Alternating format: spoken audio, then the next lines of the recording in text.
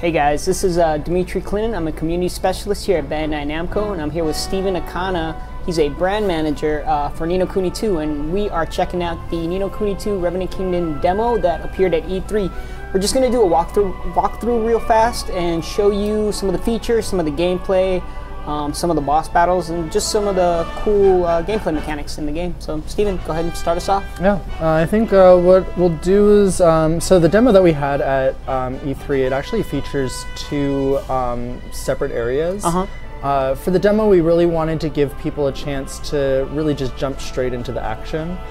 So both of the demos, King's Cradle showcases a mid-size boss battle, and then Longfang Lord of Flame, that one is featuring kind of more of an epic size boss battle. Nice, so, I'm excited. Both of them are a great way to kind of showcase some of the fighting mechanics that are in the game, because the combat is actually really different from the first Ni no Kuni. Really unique, definitely. And also, it goes into a bit of showing you some of the variety on how the Higgledies assist you in battle. Cool. One of the things that we were really highlighting in at E3 was the fact that the Higgledies are almost like your fourth party member. Yeah. So there's a lot of stuff that they're able to do to be able to assist you, you know, based on situations, things that they do on their own, things that you can command them to do. So really excited to show everyone.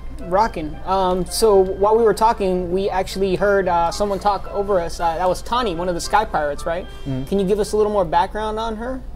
So you meet Tani pretty early in the story. It's shortly after both Evan and Roland escape from Ding Dong Dell during the coup. Okay. So Tani is the adopted daughter of the leader of the Sky Pirates. She's a tomboy, very impulsive. She is a person of action that is all about, like, you know, you will prove who you are by showcasing who you are by what you do. Got it. So in the story, Tani is along with Roland, they're both really supporting Evan in his journey to become king again. And in this section, they're actually going to an area where they're going to be able to make a contract with their Kingsmaker. Okay. And what's a Kingsmaker?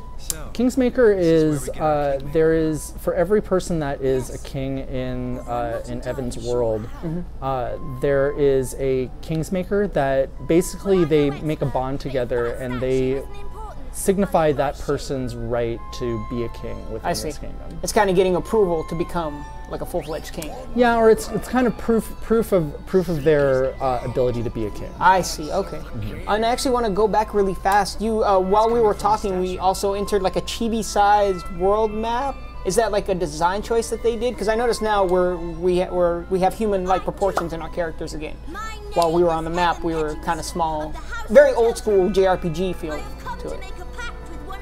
So when playing the game, like, so there's two distinctive design styles that you're going to notice. Okay. One is the very anime-looking character designs that you see right before us right now. Yeah. And they appear when you're in towns, if you're in a dungeon,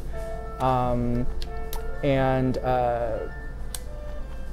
there's also the other version, which is like kind of, it's an overworld. So in between different countries, as you're traveling to these different worlds, you actually drop down into this little chibi form. And within that world, there's, you know, instance battles and a bunch of other little little gameplay mechanics that appear. Interesting. So it's not just exploring. Yeah, it's not just exploring, and it's purposeful in that, you know, the design team, they wanted to be able to showcase that kind of juxtaposition of like these kind of lush, realistic world environments against this more traditional animation style dungeons that you're able to encounter. Got it. Okay, so design choice. Nice.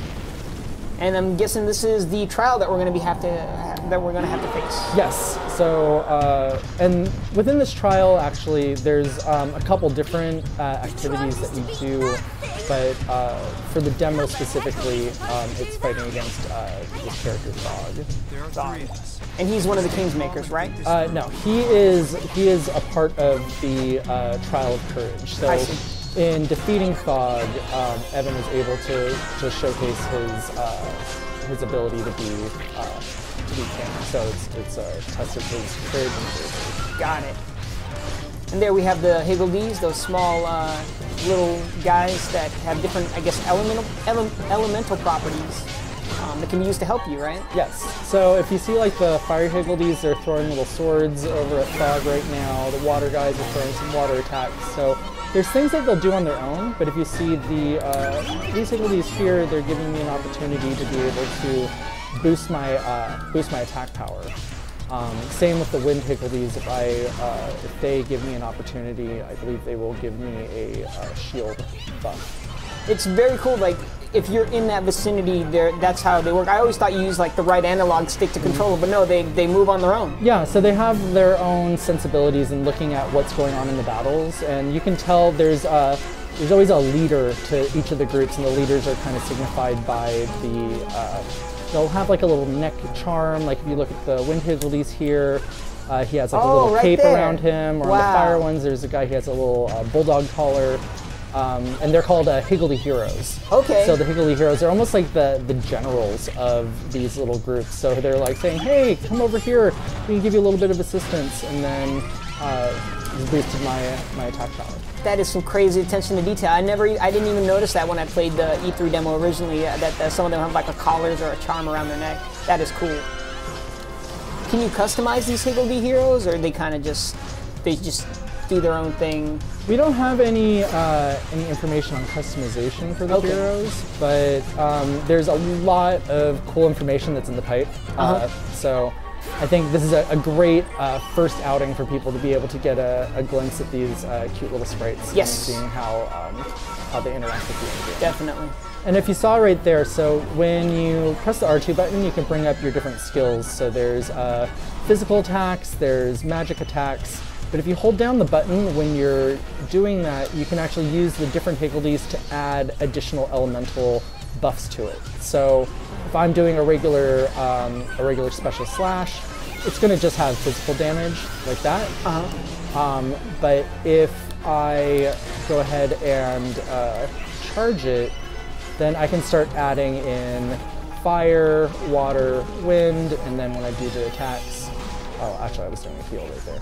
Pay attention.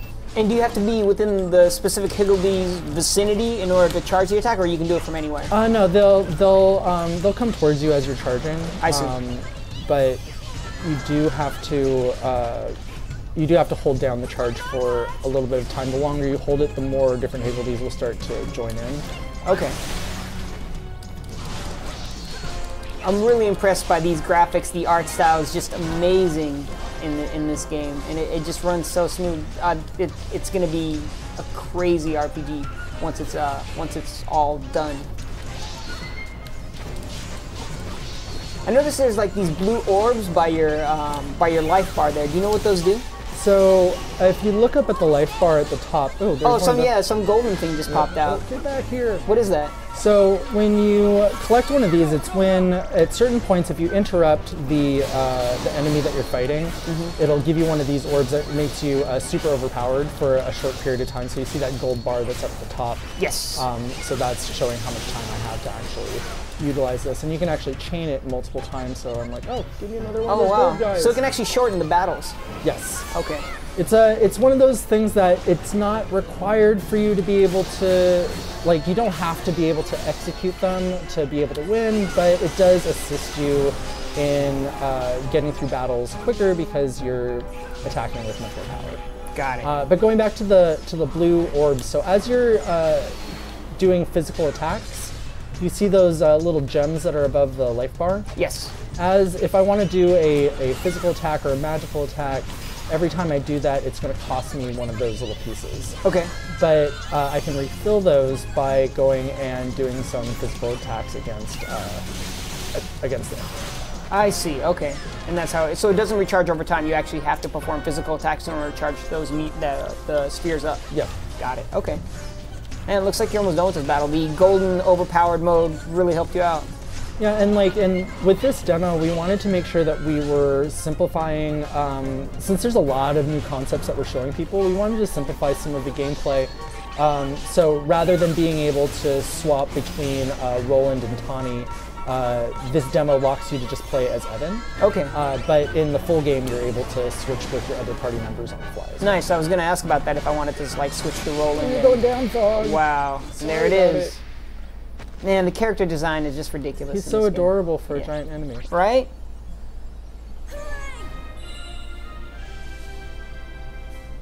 Mission clear. All right, one down, one to go.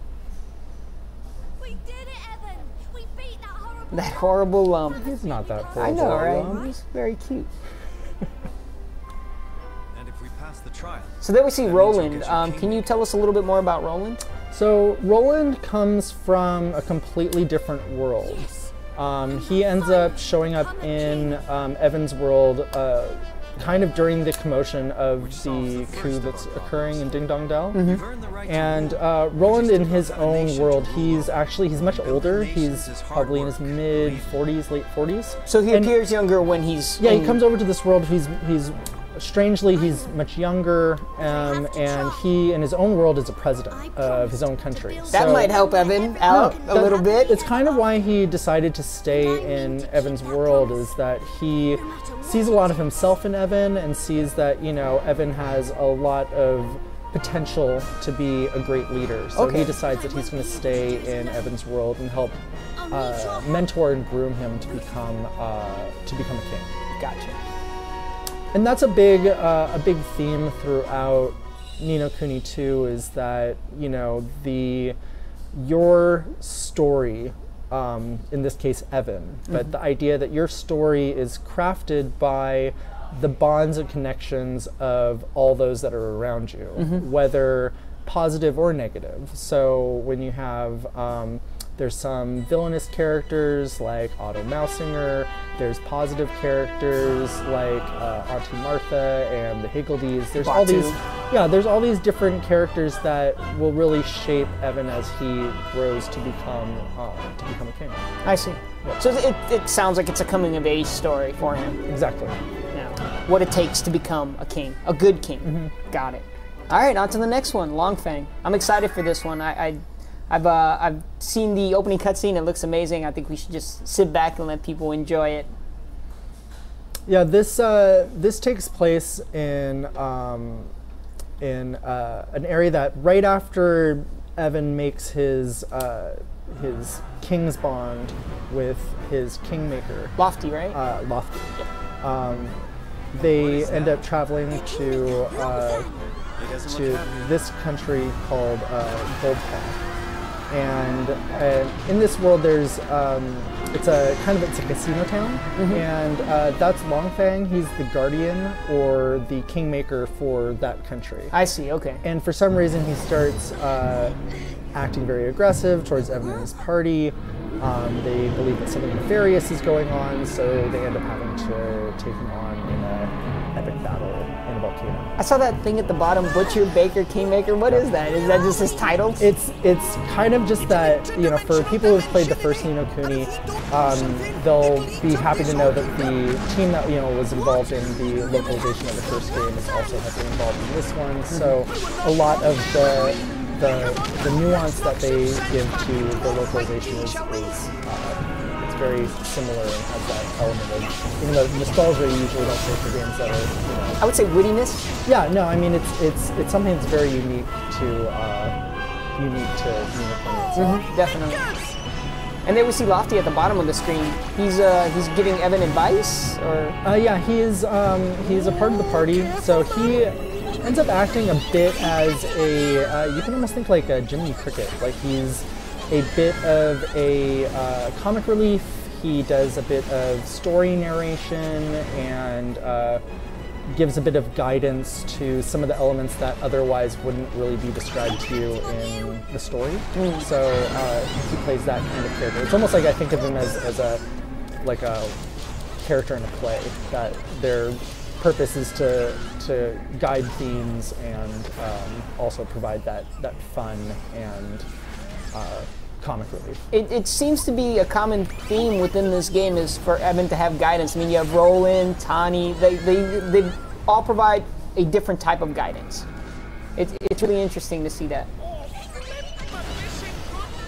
And that's an interesting accent Lofty has. Yeah, I want to say that it's a Welsh accent? Yeah. For those that played Ni no Kuni 1, there was Mr. Drippy also had a Welsh accent. Is he related to Mr. Drippy at all? No relation. No relation. Yeah. Got it. So one of the things that I mentioned before about the Higgledies is how, given different situations, they might provide different opportunities to Evan. So in this case, there's you're in a volcano. There's a lot of different fire elements that you have to look out for, whether it's from Longfang himself or if it's from the volcano itself. So you are about to die. I think you need to heal up. I need to find those wind Higgledies need to help me out. Yeah, there you go. So the fire Higgledies know that if in this environment that it's that their power element is actually something that could be really helpful to Evan. So they will give you opportunities to be able to erect barriers that give you complete nullification from fire damage. Interesting. So I just saw a green orb or shield form around you. What was that from? That was from the wind Higgledies. So they're able to give you a buff that's going to help with shielding and defense. Got it. The other thing I noticed during this battle, it's very strategic. You can't just hack and slash Longfang. He backs up, he comes forward, casts different attacks. You have to really use all elements of gameplay here. You have to use the Higgledies, you have to use Evan. Yeah, the battles are pretty dynamic in that... Super dynamic. There's a lot of different things that you need to keep your eye on. Like in this case, the fire Higgledies are going to give me an opportunity to have a fire barrier, and I don't get any of that damage from Breath of Fire that he does. And those little fire rocks, they'll explode if you don't do anything about them. So yeah, that's what I was actually going to ask you about. Why are you destroying the fire rocks that come down? Is there a purpose for that? It will. There's the. Oh, I meant to do an attack there. There is the orbs to be able to do your special attacks. So not only is there a danger for having those fire blocks there where they can explode and they can give you damage if he breathes fireball at them, but it also helps you build up some of your orbs again. I see. This is a really tough battle. I remember playing it at E3 and I thought I was just going to breeze through. I was like, oh, they made this demo for E3 just so people could pass it. I got smoked so many times, no pun intended. It was, it took a lot of strategy. I can't stress that enough.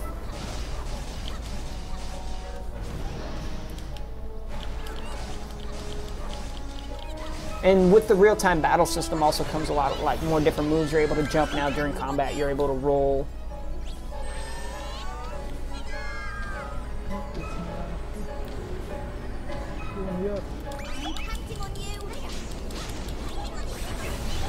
Once you take out those red rocks, is that what refills the blue spheres here? Yeah, if you see anytime I destroy one of those rocks, there's I think 3 little orbs will pop out. Gotcha.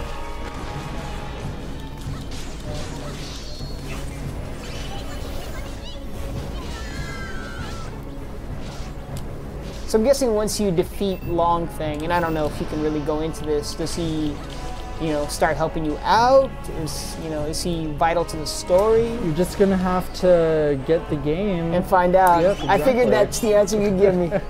Fair enough. There's obviously a reason for fighting him, so I'm sure we'll find out down the line. Can you talk about like how many different Higgledies are we going to get? Are we going to see more than what we see here? Or is that another question where it's find out down the line? It's like I said. There's a lot of really cool elements about the Higgledies that we've yet to share. Excellent. Okay. But that's one of the great things about working in video games is that, you know, especially with something as wonderful as Ni no Kuni, there's so much stuff in here that we just can't wait to share with our audience. We've barely scratched the surface. Exactly. Definitely. Longfang's design, is that like a... He looks like one of those Chinese dragons, like a dog, a lion? Yeah. Lion, I think it's a lion. It's kind of lion, kind of dog. Definitely a dragon. Mm-hmm.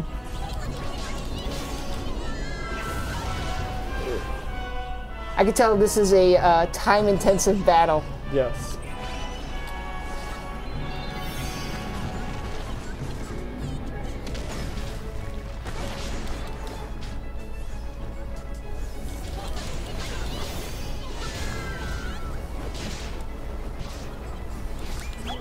One other thing I've noticed is each of the characters have different weapons. I don't even know if I should ask this. Are you going to be able to equip different weapons on the characters?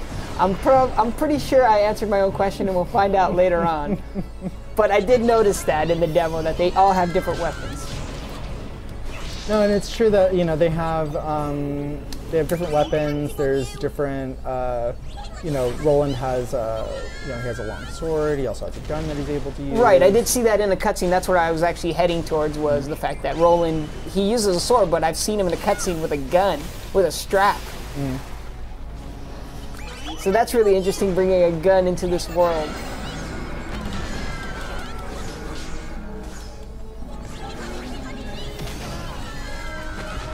It still blows me away the amount of detail Level 5 is putting in the game. You see like the marks on Longfang's scales there, and his broken claws.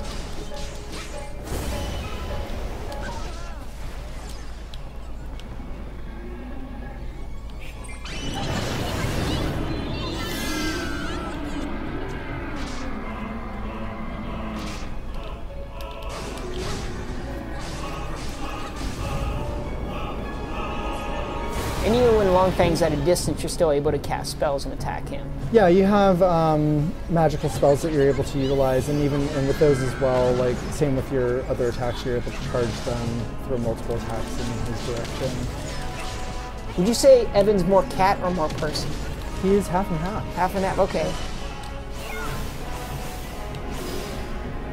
Does his race have a name?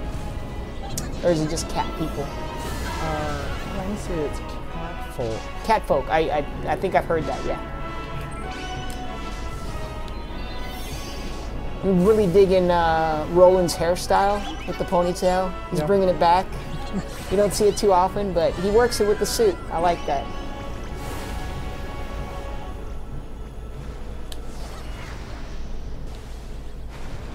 And one other thing I've noticed is the design choice of the characters really brings out their personality. Like you could tell Connie's a tomboy. She's got, you know, her two pigtails just sticking out. They're not like braided or anything. She's just wild. She looks wild. And Roland's like buttoned up and suited, eloquent looking, if you will. Could definitely tell he's a president. Oh, 5 minutes remaining. Are you going to be able to do it, Steven?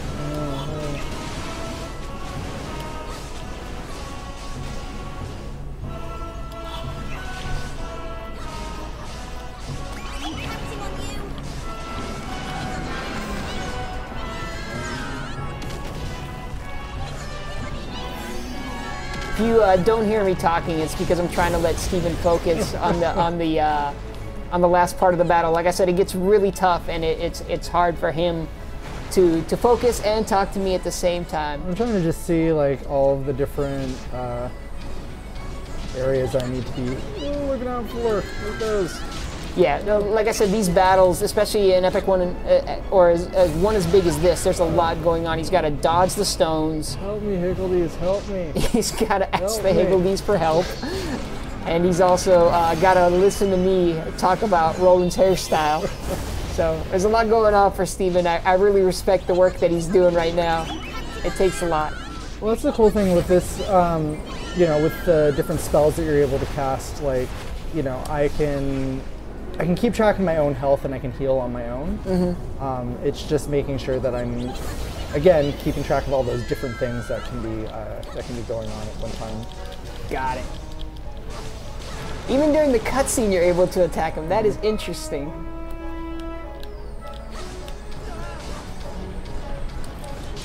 So what's strange to me is we were at Golden Paw one moment, and then like were we phased into another dimension, or is this still Golden Paw and he just wrecked it? It's hard to say. I guess it's a rhetorical question for myself because I'm pretty sure you don't even know that yet. You know, it just seems like he came down and all of a sudden you're here. It almost seems like it's his like domain that he lives in. 3 minutes remaining. I think you got this. I think you're able. I believe in you, Steven.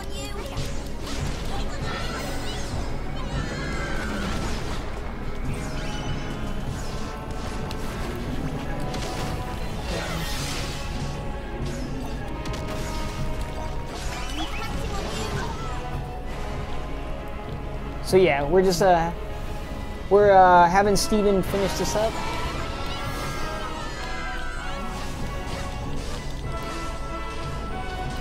Almost done here.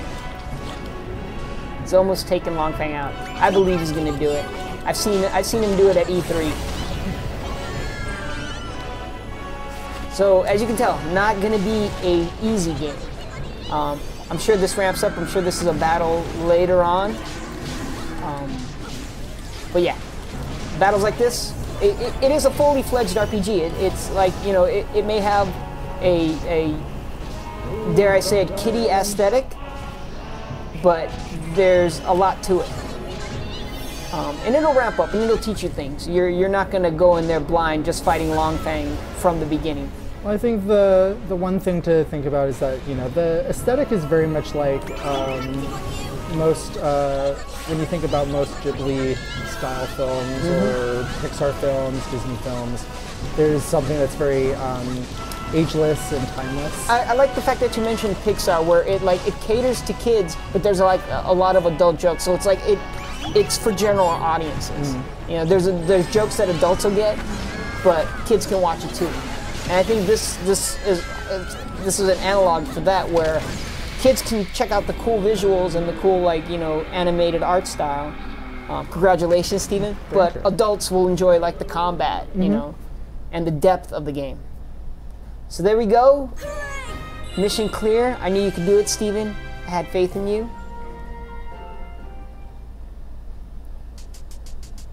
Let's check out this after cutscene. What's Longfang doing attacking his own kingdom? That is a good question, Tani. His king's bond's been pinched, isn't it? Which means he's not a king. What does he mean by no pinched? more. Stolen? That's what you know, like, I guess the Welsh term, pinched. I guess so. Yeah. If we don't get it back, and soon, your world's in big trouble. Roland, man, he's just a sharp dresser. I like the scrunchie. We have to do something. He's rocking that. Sure we do.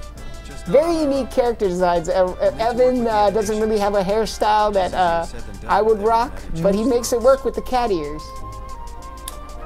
I know it will be difficult, but if there's even a chance, Very determined looking as Evan.